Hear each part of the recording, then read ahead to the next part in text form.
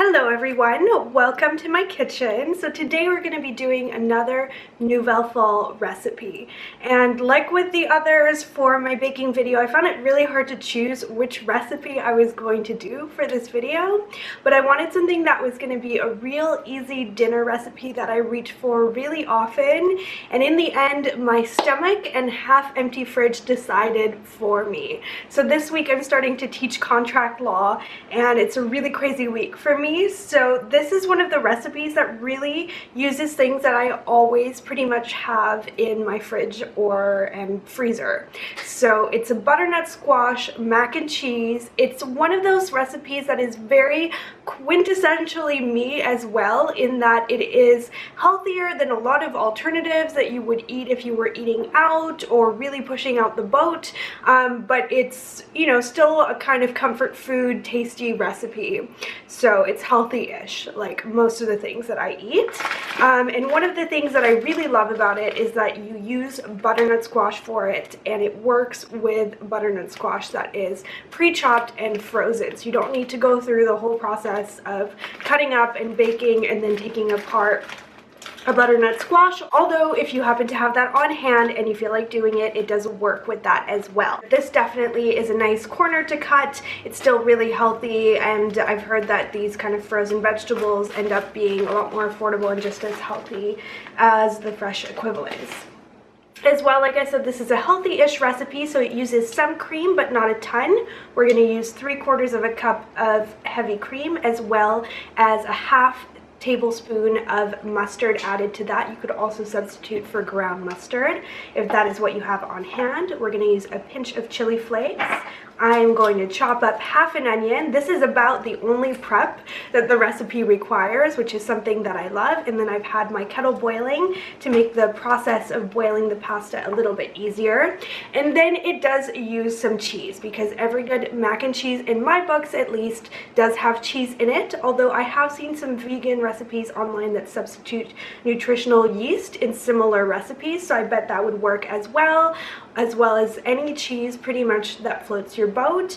I think this combination works really well. These cheeses are ones that are always available at Costco. So I'm using a half a cup of Cambozola cheese, which is a cross between Gorgonzola and Camembert. So it makes the sauce really creamy, and it has a hint of blue cheese flavor, but not too much. And then it also has a half a cup of sharp white cheddar. This is the New Zealand cheddar that they have at Costco, which is really affordable.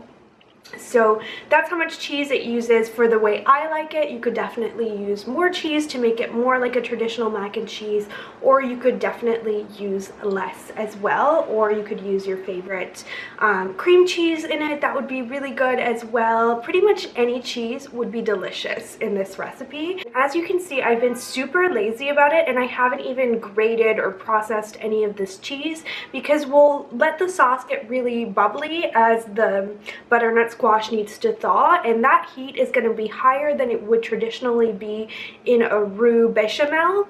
So you can actually really get away with not chopping your cheese up very finely at all, because the heat will melt it perfectly and it works out really well and a little bit quicker. Today I'm just using the traditional cut macaroni. I actually really love this recipe with whole wheat pasta, but I don't have any on hand today, so I'm just going to be using the traditional white pasta. But you could use fresh pasta for this. If I had more time and more patience today, I would use my pasta maker, which is actually really quick. I just don't really feel like dealing with it today, so I'm just going to use dried pasta. But I often make it with whole wheat pasta, and the nuttiness of that pasta really works well with this recipe. So I would recommend that you try that if you want a healthier twist on the recipe. That's pretty much it for what we need for ingredients. So I'm going to go ahead and chop my onion, which does not need to be chopped finely, because when I see you at the stove, you will see that this recipe all comes together with one of these hand blenders. Now, I do want to quickly say you can make this recipe with a blender, traditional stand-up blender or food processor, but you probably need to let the sauce cool first, then blend it, and then warm it up again.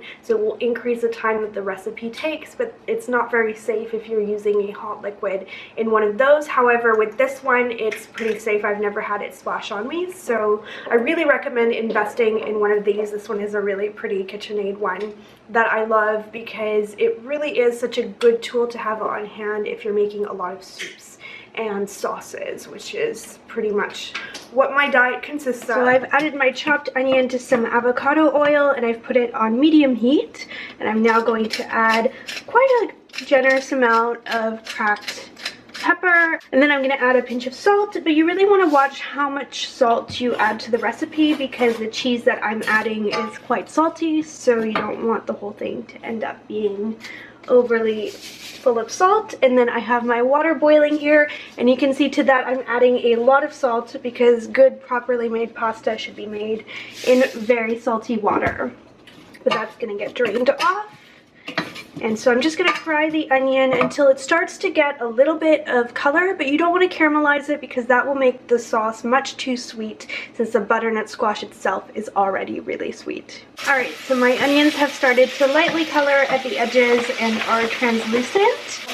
And I usually use about 3/4 of the bag, so about 300 grams of the butternut squash, and then I have a little bit left over for a nice soup or something like that. And then I'm going to let this simmer away until I feel like the squash is mostly thawed, at least, if not completely thawed. And then I will add my cream. Alright, so I've allowed my butternut squash to thaw. You can kind of hear it crackling, so that means most of the moisture from being frozen has now evaporated. It's still steaming a little bit. And so now it's the perfect time to add my cream and to lower the heat a little bit down to medium-low. And then I'm going to allow the cream to thicken while my pasta is boiling in my boiling hot water. I already kind of see how velvety this sauce is going to be. The squash just does this wonderful thing to the sauce where it makes it so velvety so that you feel like you're eating a ton of cream and cheese, and it's a really just kind of decadent sauce when really actually most of the decadence is coming from the fiber in the squash. My sauce was lightly bubbling, so I pulled it off the heat. You can see this one's still on because I'm going to return it to the heat, but be very careful not to burn yourself with any of this. And then I'm going to go ahead and blend it, so you guys will now get the magical music.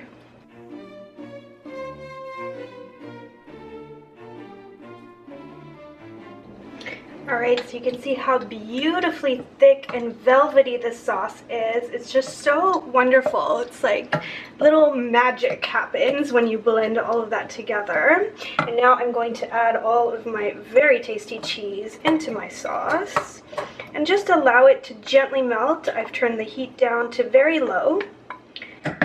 And my pasta has about another 4 minutes to be perfectly al dente. I don't like my pasta to be very soft, even for mac and cheese, because I like to let it sit in the sauce a little bit once I've drained the pasta, so that will sort of finish off the cooking.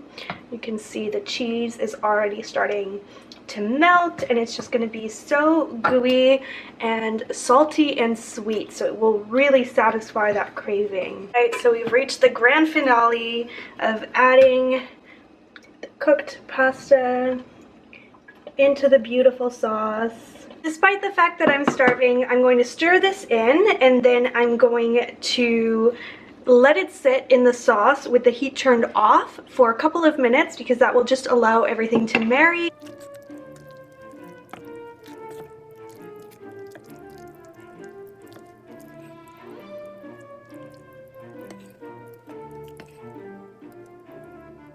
Alright, let me give you a money shot of my steaming butternut squash mac and cheese. I am so excited to eat this, you guys. I can't even tell you.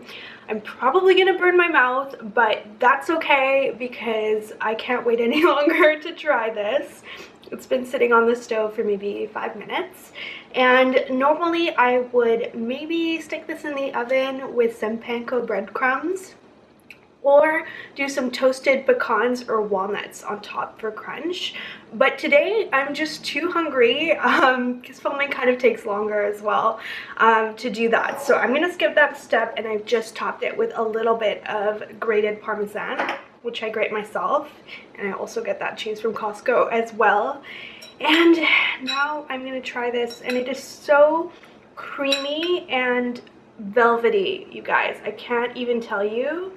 You could maybe try and get away with not telling people that there's butternut squash in this, and you would get away with it, except it kind of has that special something, like that hint of fall sweetness that might give you away, but it doesn't taste like it has vegetables in it at all.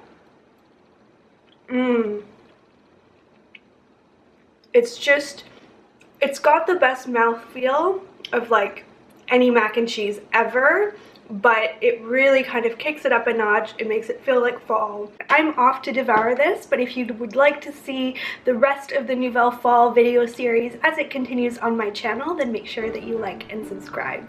Bye!